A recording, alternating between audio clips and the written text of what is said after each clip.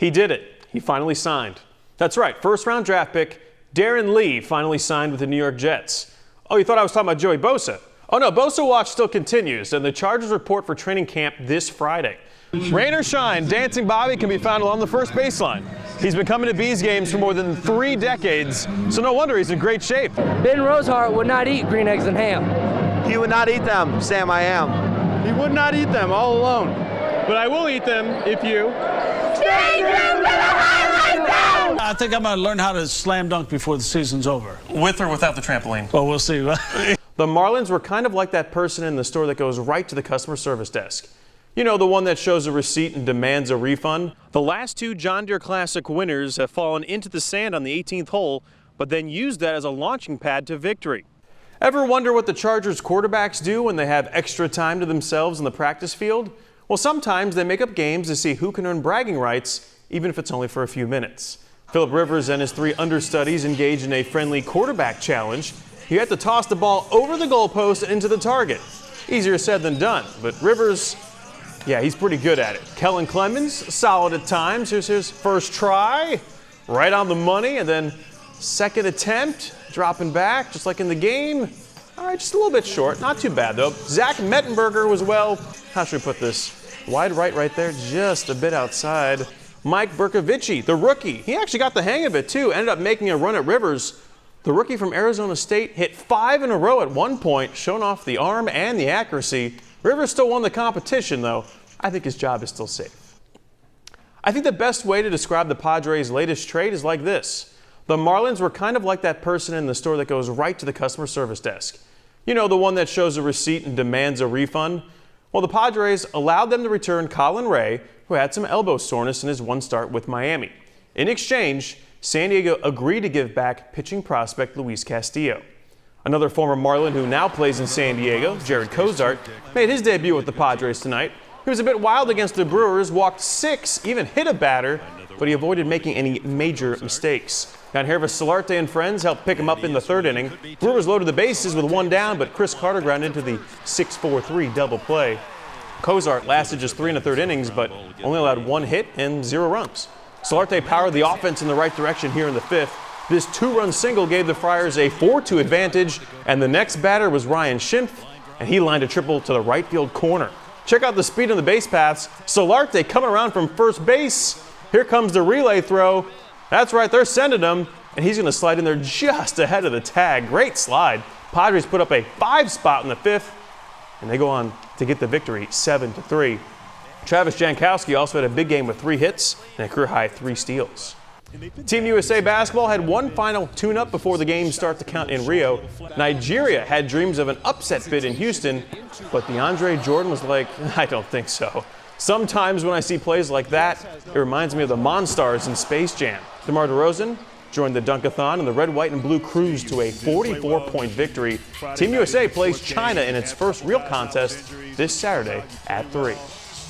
Japanese Olympic gymnast Kohei Uchimura is the reigning gold medalist in the men's all-around competition. He also loves playing Pokemon Go. In fact, Uchimura has already played the game so much in Rio that he received a cell phone bill for more than 500,000 yen. That's basically the equivalent of $5,000. And the games have not even started yet. Thankfully, his carrier service agreed to reduce his bill. Gotta love those roaming charges, that's for sure. The Rio Olympics begin this weekend with the opening ceremony this Friday, right here on NBC7. That's it in sports. I'm Ben Rosehart. We'll be right back after this.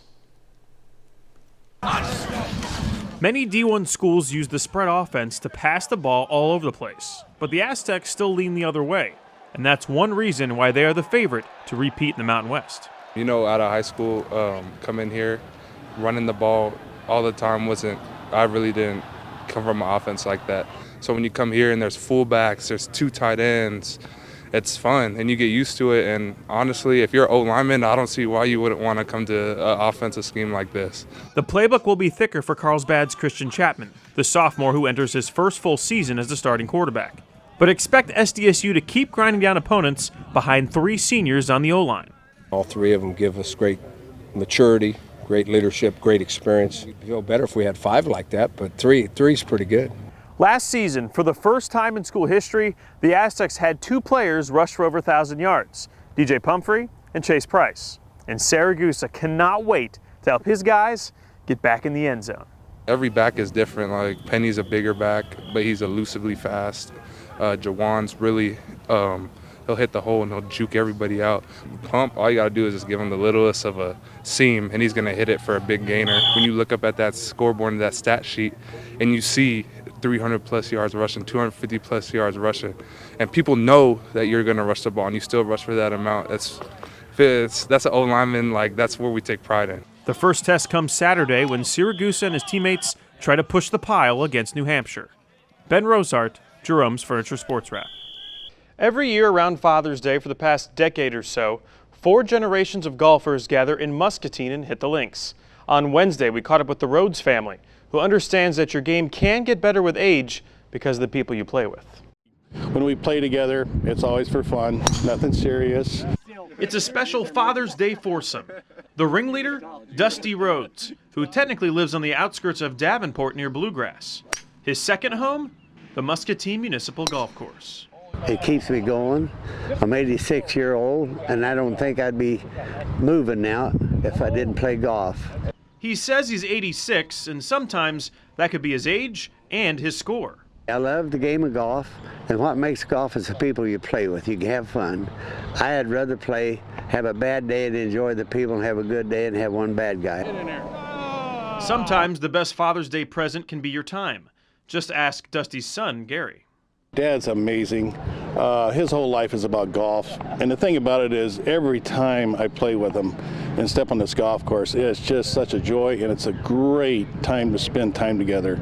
Over the years, each father in the Rhodes family has passed his love of golf down to his son. I've been playing golf with my grandfather since I was a teenager, about my son's age actually. It's such a rare thing to see and be a part of that, I want to share this with my son and my other kids because it's something that's important to me, family, enjoying the game of golf, having a good time.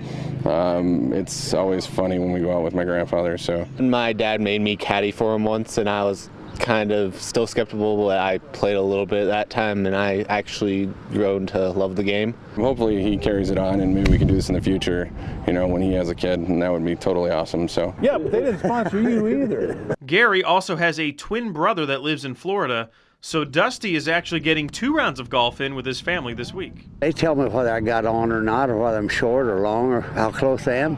I got a lot of eyes down here. All the guys told me all 4 of them are still looking for that elusive first hole-in-one. We all know Santa is a busy guy, and apparently he needs some help. So for the second year in a row, I put in a good word for you and your favorite sports teams. Let's see what Santa has in store under the Christmas tree. 'Twas the night before Christmas, and all through the Quad Cities, this lonely sportscaster was stirring and trying to be witty. What should Santa give to our favorite athletes and teams? What do people really want? What are their dreams? Well, Chase and Randall would love another trip to the big dance. That win over Texas, that gives the Cardinal a good chance. The Hawkeyes need more 3-pointers to fall.